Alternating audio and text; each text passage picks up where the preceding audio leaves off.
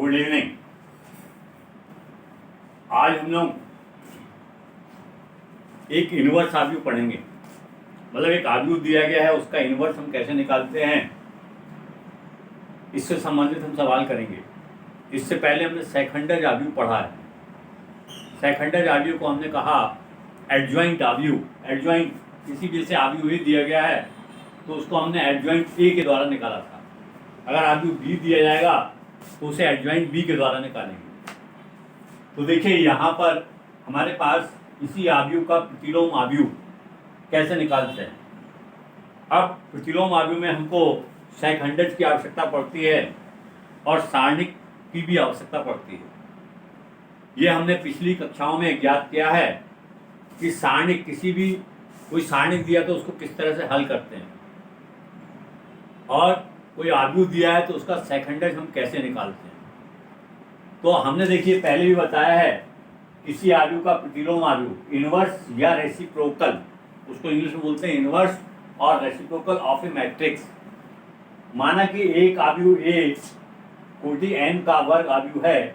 यदि कोटि n का एक वर्ग आव्यूह b इस प्रकार है कि AB बराबर BA बराबर IN, मतलब आपने आव्यूह ए का गुणा आव्यूह बी के साथ किया और बी का गुणा ए के साथ किया तो ये IN लिखा है। n मतलब एक हमारे पास IN क्या हुआ, इकाई आव्यूह जिसकी कोटि n हुई।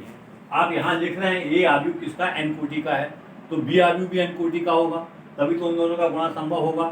ठीक है, तो हमने यहाँ पर क्या किया, ऐसा लिखा है। तो इससे देखिए हमने आपको पहले भी बताया था कि अगर हमारे पास लिखा है कहीं A B equals to B A बराबर आई लिखा, आई है, आई मतलब क्या होता है, इकाई आव्यूह होता है। आई एन भी एक इकाई आव्यूह होता है। तो आई का जो क्रम होता है ए और बी के क्रम के बराबर होगा।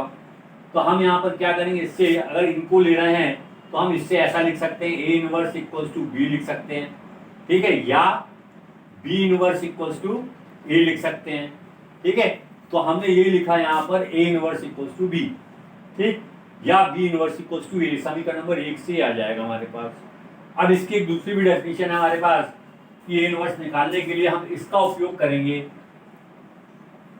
देखिए A inverse equals to adjoint A upon सारणिक ए, लेकिन एक शर्त है कि सारणिक ए का मान शून्य नहीं होना चाहिए। अगर सारणिक ए शून्य हो जाएगा तो क्या होगा हमारे पास, मतलब इसका अस्तित्व तो नहीं होगा, ये अनंत हो जाएगा, अपरिभाषित हो जाएगा। ठीक है, नीचे क्या हुआ, जीरो आया, किसी भी संख्या के नीचे जीरो होगा तो क्या होगा, अपरिभाषित। तो ये इनवर्स जो होगा यहाँ पर वो अपरिभाषित हो जाएगा। ठीक, इसीलिए सारणिक ए का मान शून्य नहीं होना चाहिए। ठीक है, ये समझ में आया प्रतिलोम आव्यूह। और इसके अब देखिए अपन लोग प्रॉपर्टीज ऑफ इनवर्स मैट्रिक्स और प्रॉपर्टीज ऑफ रेसिप्रोकल मैट्रिक्स या आव्यूह के गुणधर्म, सॉरी प्रतिलोम आव्यूह के गुणधर्म पढ़ेंगे अपन। जिस तरह से अपन ने सेकंडज के गुणधर्म पढ़े, ठीक है, तो आप प्रतिलोम आव्यूह के गुणधर्म देखिए, ए इंटू ए इनवर्स बराबर आई होगा। इसको हम सिद्ध भी करेंगे और ये ऐसा भी होता है, ए इनवर्स इंटू ए। ठीक, आई का क्रम हमेशा याद रखिए, आई का जो क्रम होगा वो ए के क्रम पर निर्भर करेगा। अगर ये हमारे पास 2/2 का है तो आई भी हमारे पास 2x2 का होगा। अगर ये 3x3 का है तो आई भी हमारे पास 3x3 का होगा। सेकंड देखिए ए इनवर्स, अगर हमने ए इनवर्स निकाला किसी भी आव्यूह ए का तो उसका सारणिक अगर जो निकालते हैं वो दिए गए आव्यूह के सारणिक के इनवर्स के बराबर होता है। किसी आव्यूह का इनवर्स निकालते हैं और उसका हमने क्या निकाला, सारणिक निकाला, तो दिए गए आव्यूह के इनवर्स के सारणिक के मान के बराबर होगा। ठीक, यहां पर ने इनवर्स निकाला, उसके बाद उसका क्या किया, सारणिक निकाला, वो हमारे पास क्या हुआ, आव्यूह का जो सारणिक है उसके इनवर्स के बराबर हुआ। आया समझ में, क्लियर। तीसरा देखिए ए और बी एक समान क्रम के आव्यूह हैं, ए और बी समान क्रम के आव्यूह हैं, तो उनका इनवर्स लेने पर हमको यहाँ पर क्रम चेंज मिला, B inverse into A inverse. अगर यहाँ पर आप लिखते हैं A inverse into B inverse तो गलत हो जाएगा। ठीक, नेक्स्ट देखिए किसी आव्यूह ए का परिवर्त लेंगे, परिवर्त के बाद जो इनवर्स आएगा वो बराबर होगा दिए गए आव्यूह के इनवर्स का परिवर्त के। एक आव्यूह ये है, उसका हमने क्या परिवर्त लिया, परिवर्त लेने का उसका इनवर्स लिया, तो क्या हुआ है, ए इनवर्स का परिवर्त आ गया। ठीक, अब पांचवा देखिए, मैंने आपको स्टार्टिंग में बताया सबसे पहले कि ए बी बराबर बी ए बराबर आई लिखा है हमारे पास। तो यहाँ पर आपने क्या लिखा, A inverse equal to B लिखा। अब बी ए इनवर्स जब निकाल रहे हैं, जब ए इनवर्स निकाल रहे हैं तो इसको हमने आपको एक डेफिनेशन ये भी बताई हमने। ठीक, इसी तरह से अगर आप बी इनवर्स निकाल रहे हैं तो यहाँ क्या होगा, ए बराबर एडजॉइंट बी अपॉन सारणिक बी। आपको इस शर्त है, यहाँ सारणिक ए का मान शून्य नहीं होना चाहिए, यहाँ पर सारणिक बी का मान शून्य नहीं होना चाहिए। तो ये इंपॉर्टेंट चीज है प्रतिलोम आव्यूह के गुणधर्म।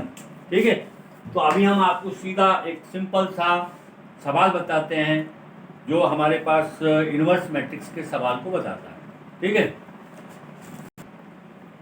अब देखिए एक सवाल दिया है इनवर्स आव्यूह का, प्रतिलोम आव्यूह का।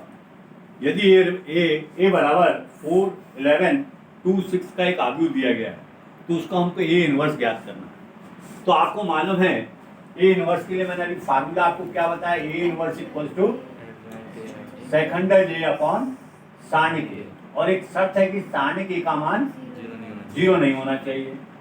ठीक है, मतलब दूसरी भाषा में क्या बोलेंगे, मैंने आपको पिछली कक्षा में पढ़ाया है, ए आव्यूह क्या होना चाहिए, नॉन सिंगुलर होना चाहिए, व्युत्क्रमणीय होना चाहिए। ठीक, आपको बताया व्युत्क्रमणीय आव्यूह वह आव्यूह होता है जहां पर सारणिक ए का मान शून्य नहीं होता है। ठीक, तो देखिए हमको सबसे पहले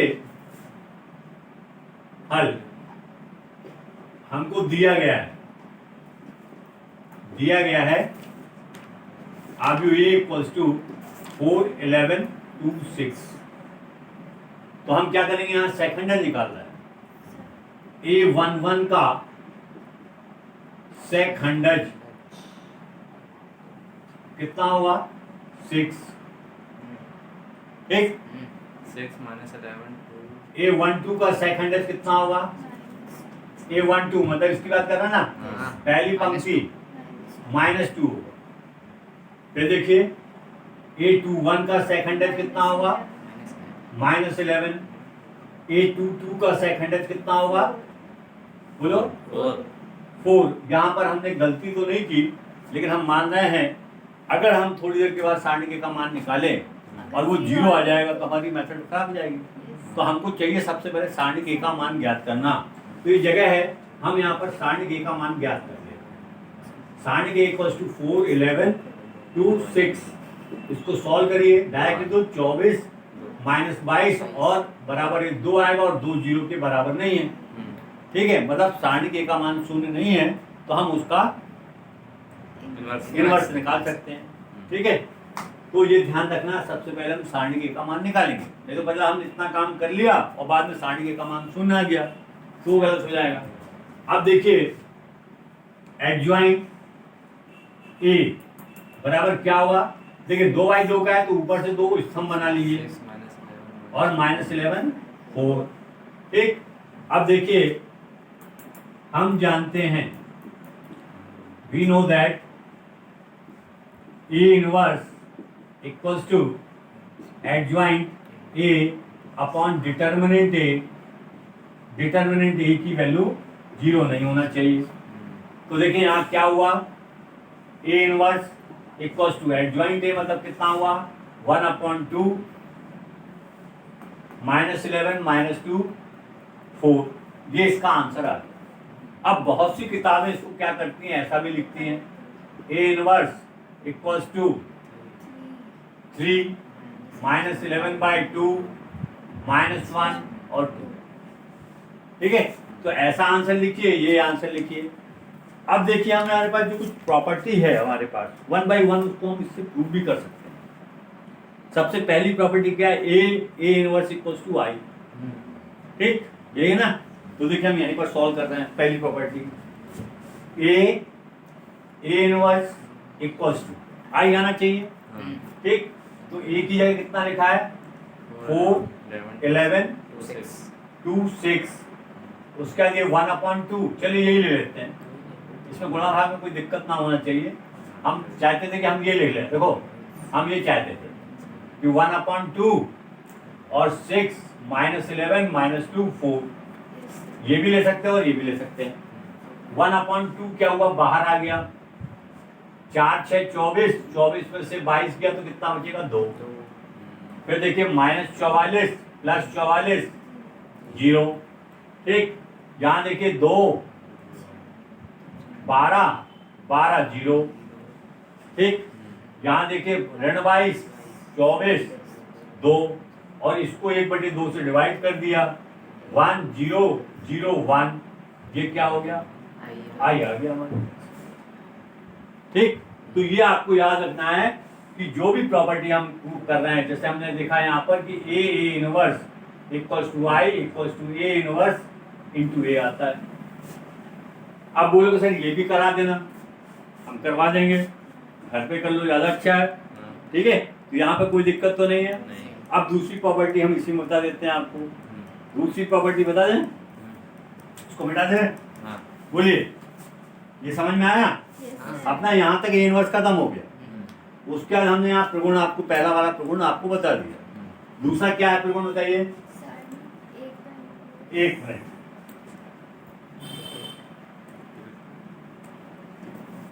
बताइए दूसरा प्रगुण क्या है, A का इनवर्स, सारणिक A का इनवर्स ही तो लिखा मैंने, देखिए सारणिक A का इनवर्स बराबर A इनवर्स का सारणिक। तो हम क्या करेंगे, सबसे पहले इसका इनवर्स हमने ये निकाला है, ठीक, तो हम इसको अब प्रूफ कर रहे हैं, तो सारणिक A का इनवर्स चाहिए, सारणिक A क्या है, ये हमारे पास, यही है ना, इसका इनवर्स निकाला, कितना है, ये आया,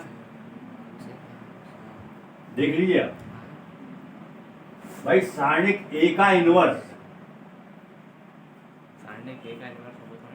सारणिक A है, इसका इनवर्स कैसे निकालेंगे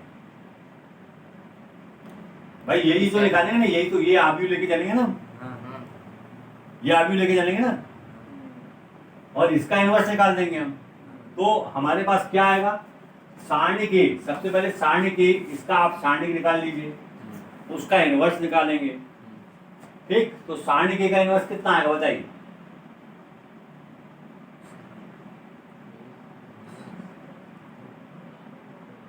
बोलिए जल्दी, चलिए आपको उल्टा करके बताता हूँ, इसका आप पहले A इनवर्स का सारणिक निकालिए, A इनवर्स का सारणिक 3 11/2 ऋण 1 2, इसको सॉल्व करिए, 6 -11/2 इक्वल टू कितना है, 1/2 है ना, ठीक, क्लियर है, बोलो जल्दी बताओ, सही है, ठीक है। अब यहाँ पर कितना है, 1/2 ही है, 1/2 है, ठीक है, क्लियर है, कोई डाउट नहीं समझ में आया, देखिए ये हमने निकाला ये, ठीक है, अब इसका इनवर्स निकालना है आपको, 1/2 आएगा, सारणिक A का इनवर्स, ठीक है, सारणिक A का मान कितना आया, 2 2 क्या है, एक संख्यात्मक मान है, उसका इनवर्स कितना होगा, 1/2 होगा ना, देखिए आ गया, क्लियर। चलिए अगला देखते हैं, अगली प्रॉपर्टी क्या है, बोलो, नहीं अभी AB वाला 2 तो अपन को दिया नहीं है, चलिए बोलिए, और देखिए A डैश का inverse equals to A inverse dash, तो सबसे पहले A का डैश निकालिए, डैश क्या होता है, परिवर्त अवयव, परिवर्त अवयव मतलब पंक्तियों को स्तंभों में, स्तंभों को पंक्तियों में, चलिए ये देखिए यहां से कर रहा हूं मैं, ठीक, सबसे पहले देखिए यहां पर, देखिए हम आप क्या कर रहे हैं, सेकंड जो अब देखिए दूसरा प्रगुण हम स्टार्ट कर रहे हैं यहाँ पर, या तीसरा प्रगुण जो भी होगा, ए डैश का इनवर्स बराबर ए इनवर्स का डैश। तो ए डैश क्या होता है? ए की पावर टी होता है। ए की पावर टी क्या होता है? उसका परिवर्तन परिवर्तन। परिवर्तन अवयव क्या होता है? पंक्ति के अवयव को स्तंभ के अवयव के स्थान में रख दो और स्तंभ के अवयव को पंक्ति के स्तंभ के अवयव में रख दो, ठीक है, अवयव के स्थान पे। तो देखिए यहाँ पर सबसे पहले ए डैश का हम इनवर्स निकालते हैं, सॉरी डैश निकालते हैं। ए डैश इक्वल्स टू 4 11 2 6। इसका शॉर्टकट भी बताऊंगा आपको, ठीक। ये देखिए ए का ए डैश निकाल लिया हमने, ठीक है। अब ए का जब ए डैश निकाल लिया तो अब इसका इनवर्स निकालना पड़ेगा हमको, इसका इनवर्स निकालना पड़ेगा हमको। तो देखिए सबसे पहले सेकंड निकालेंगे। ए1 का सेकंड कितना आएगा? पहले आप एक काम करिए, पहले सारणिक निकाल लीजिए। ए डैश का सारणिक कितना होगा? 24 22 बराबर 2, और 2 जो है 0 के बराबर नहीं है, मतलब ए इनवर्स का अस्तित्व होगा, ठीक है। यहाँ पर हम लिख सकते थे ए इनवर्स का अस्तित्व होगा।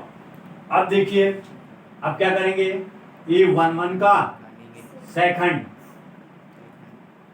क्या हुआ? 6। A12 का सेकंड कितना होगा? -11। A21 का सेकंड कितना होगा? -2। और A22 का सेकंड कितना होगा?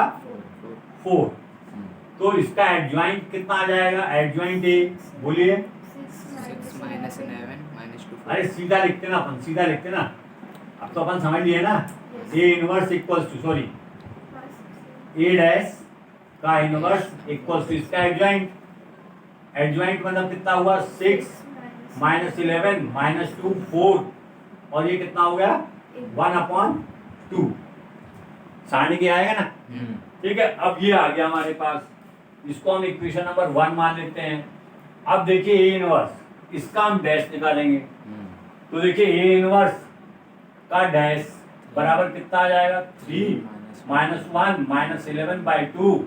सॉरी ऊपर वाला लिख लें क्या? यहाँ लिख लें, चलिए लिख लिया, कोई बात नहीं। 11/2 2 ये आ गया, ठीक।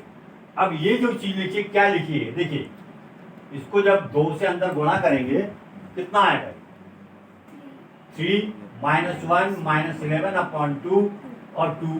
ये इक्वेशन नंबर 1, ये इक्वेशन नंबर 2, ठीक है। यहाँ लिख सकते हैं समीकरण नंबर 1 और 2 से, ठीक है। क्या हुआ? ए डैश का inverse equals to A inverse dash.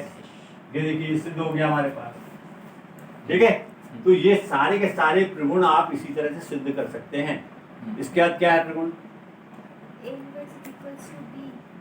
A inverse equals to B. जब ए और बी दो सारणिक आव्यूह दिए जाएंगे तो हम उस तरह से कर देंगे, ठीक है। तो सबसे पहला आपको ये चीज ध्यान रखना है कि दिए गए आव्यूह का हम सारणिक इनवर्स कैसे निकालते हैं। तो हमारे पास सबसे पहले क्या चेक करें? क्या चेक करेंगे हम? उसके सारणिक का मान 0 सबसे पहले हम देखेंगे कि सारणिक का मान 0 है कि नहीं। अगर सारणिक का मान 0 हो गया तो क्या होगा? ए इनवर्स का अस्तित्व नहीं होगा, मतलब हम दिए गए आव्यूह का प्रतिलोम आव्यूह नहीं ज्ञात कर सकते हैं, ठीक है। अगर आव्यूह ए का मान सारणिक आव्यूह ए का सारणिक का मान 0 नहीं होगा तो हम उसका प्रतिलोम आव्यूह निकाल सकते हैं, ठीक है। तो हम उसका सेकंडन निकालेंगे और फिर हमारे पास जो फार्मूला है ए इनवर्स, अगर आव्यूह ए दिया है तो ए इनवर्स बराबर एडजॉइंट ए अपॉन सारणिक ए, इसमें रख के ये मान निकालेंगे, ठीक। चलिए इसका नेक्स्ट एक सवाल देखिए, यदि ए बराबर हमारे पास 1 2 3 2 4 5 3 5 6 दिया गया तो इसका ए इनवर्स निकालना बड़ा आसान है। तो देखिए हम यहाँ पर स्टार्ट करते हैं हल में।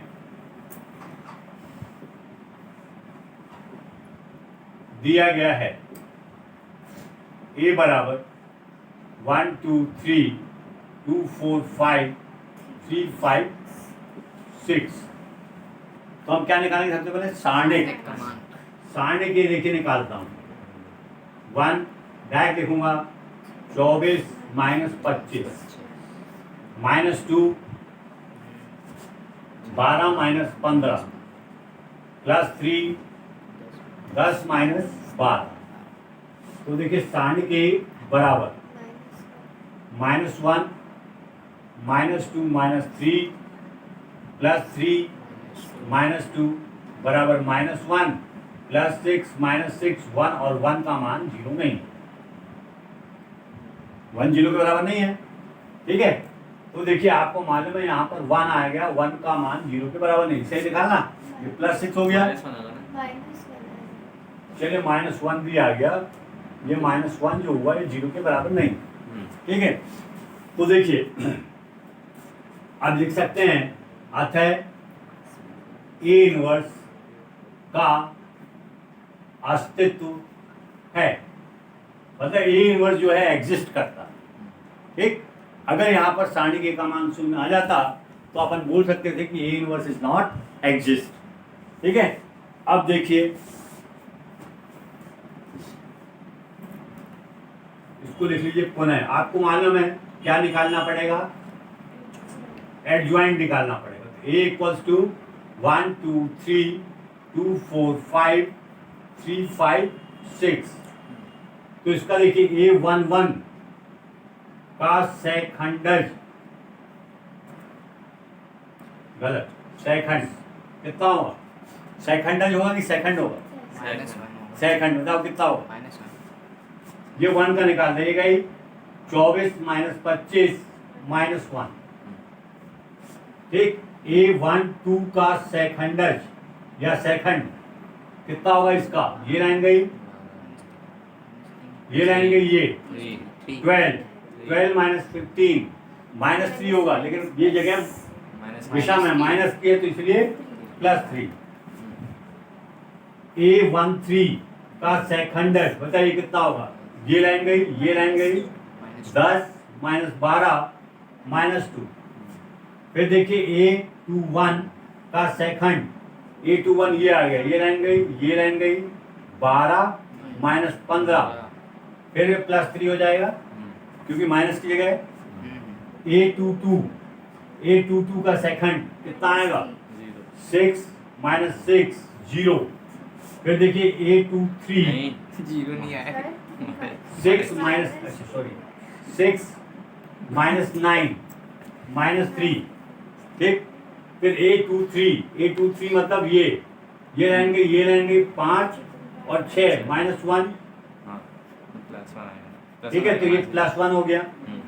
अब यहाँ देख लीजिए A31 का सेकंड कितना हुआ, ये लाइन गई, ये लाइन गई, 10 -12 -2। ठीक, A32 का सेकंड कितना आएगा, ये लाइन गई, ये लाइन गई, 5 6 1 वन।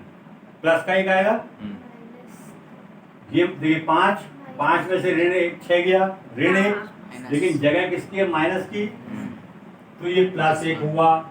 A33 का सेकंड बोलिए, जीरो। 4 4 0। ठीक, ये आ गया 0। अब देखिए यहाँ पर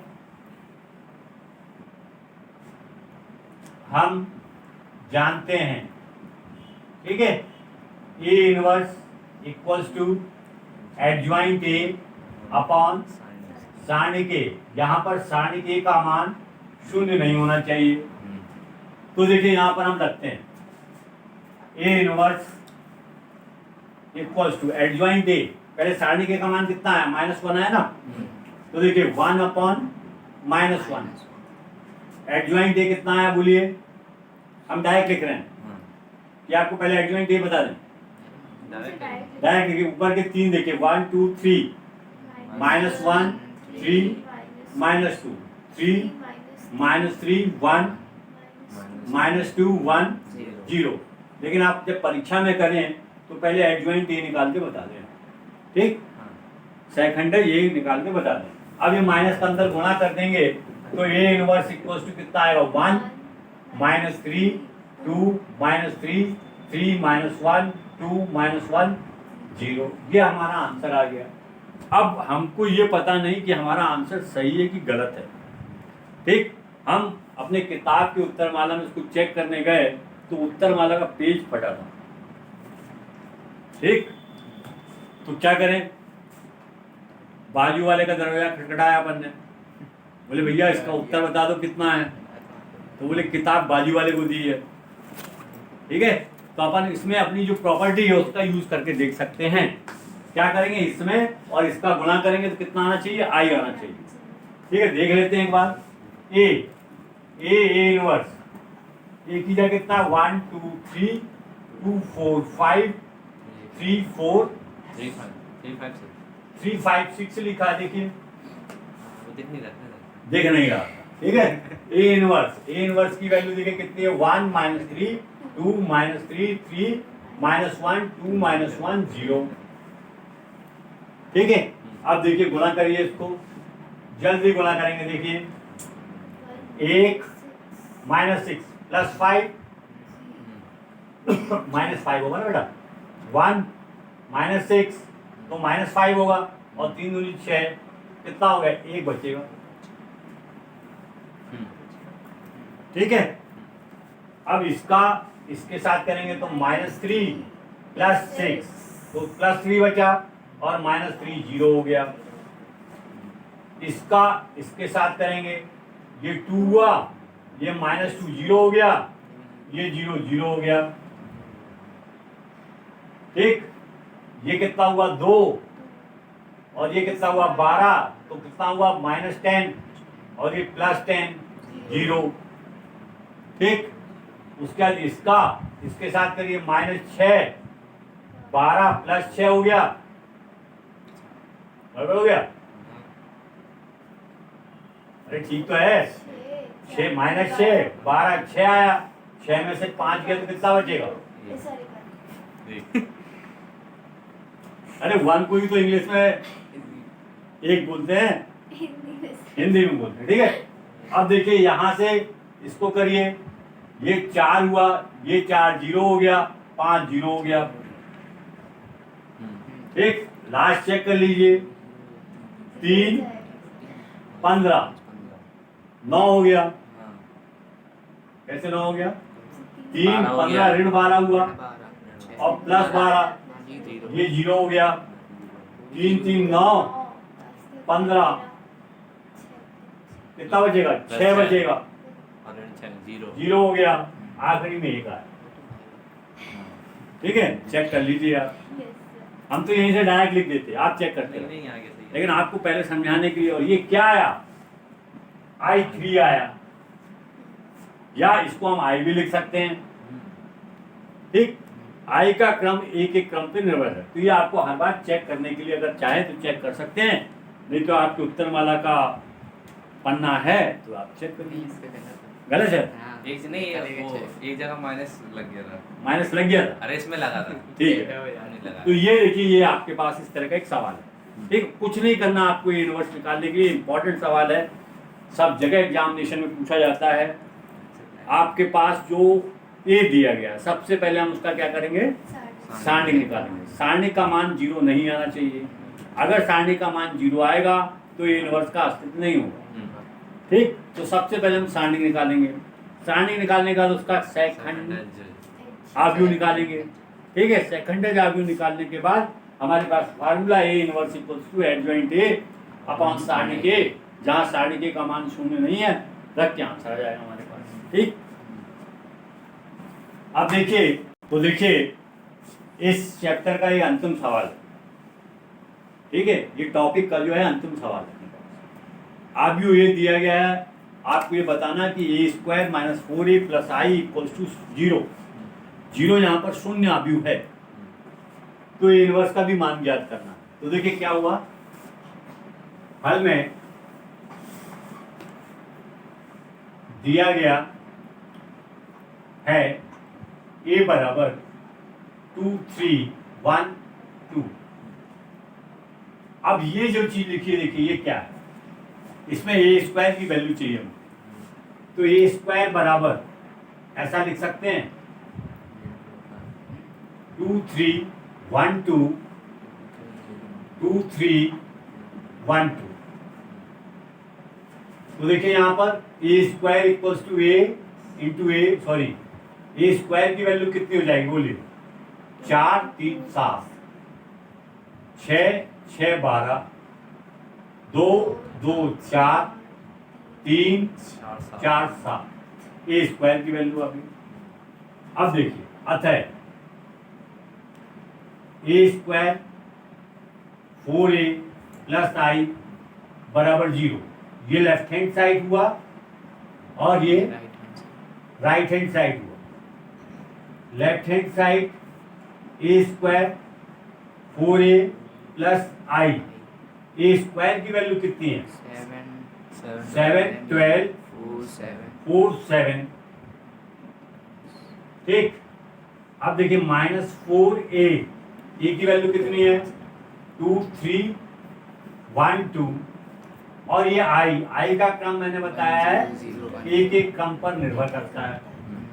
ठीक, तो देखिए क्या होगा यहाँ पर, बराबर 7 12 4 7 माइनस 8 12 4 8 प्लस 1 0 0 1। अब घटाना जोड़ना है संगत अवयव को आपस में। 7 में से ऋण 8 गया, -1 और +1 जोड़ दिया, 0 हो गया हमारे पास। ठीक, 12 में से 12 गया 0 और यहाँ पे भी 0 है। 4 में से 4 गया 0 और यहाँ पे भी 0 है। 7 में से 8 गया, ठीक है, ये शून्य आदि आ गया, मतलब ये क्या हो गया? Right hand side. ठीक है, अतः left hand side equals to right hand side. अब आपको क्या निकालना है? ए इनवर्स निकालना है। ठीक है, इसको ले लेते हैं समीकरण नंबर 1। समीकरण नंबर 1 से देखिए ए स्क्वायर माइनस 4a प्लस आई बराबर 0। अब आपके ऊपर है कि आपको कैसे इसको निकालना है। तो देखिए इसको आई बराबर -a स्क्वायर प्लस 4a लिख सकते हैं, या ऐसा लिख लीजिए 4a माइनस a स्क्वायर लिख सकते हैं। आई बराबर अभी हमने आपको क्या बताया? ठीक, ये बताया ना। तो इसको देखिए a से पूरे में भाग दे दीजिए, क्या होगा? a inverse equals to 4 minus a। तो देखिए 4 है क्या? a inverse equals to 4i है। ठीक, अब देखिए आप सब लोग पढ़े लिखे लोग हैं, मैं डायरेक्ट लिख रहा हूं। माइनस a की वैल्यू कितनी है? 1 2। ठीक, तो देखिए a इनवर्स इक्वल्स टू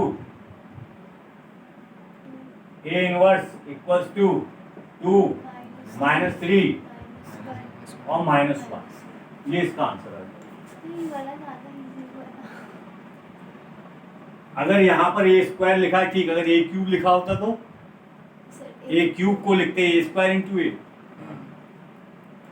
ठीक, ये आ गया। अब अगर वो वाली मेथड से निकालना चाहें तो इसमें इसका गुणा करेंगे 4, इसमें इसका गुणा करेंगे 3, सारणिक का मान आ जाएगा 1।